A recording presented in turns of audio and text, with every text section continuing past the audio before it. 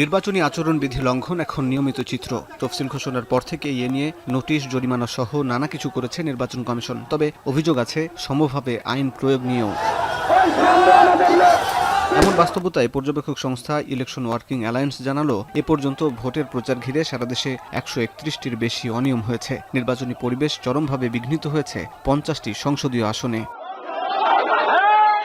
সংস্থাটির তথ্য মতে চট্টগ্রাম 4, ফেনী 2 এবং ঢাকা 18 সহ বিভিন্ন এলাকায় অন্তত 22টি হামলার ঘটনা ঘটেছে। এর মধ্যে শেরপুরে জামাত নেতাকে হত্যার পর নির্বাচনী মাঠ আরও উত্তপ্ত।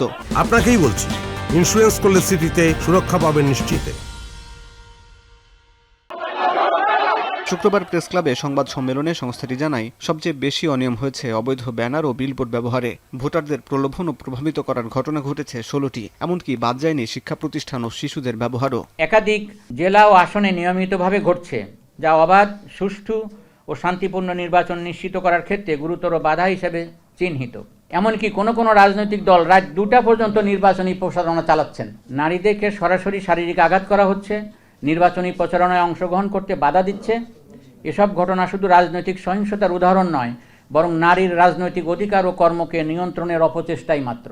এসব ঘটনায় কমিশনের নির্লিপ্ততা নিয়ে প্রশ্ন তুলছে পর্যবেক্ষক সংস্থাটি।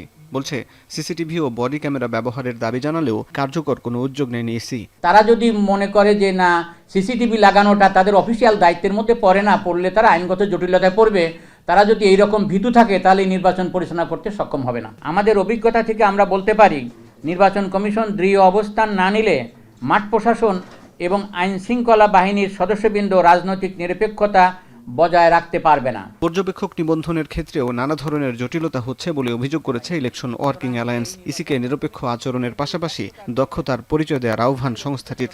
এই নির্বাচন কমিশনের মতো অথর্ব। হাসিব বিল্লাহ, এখন, ঢাকা।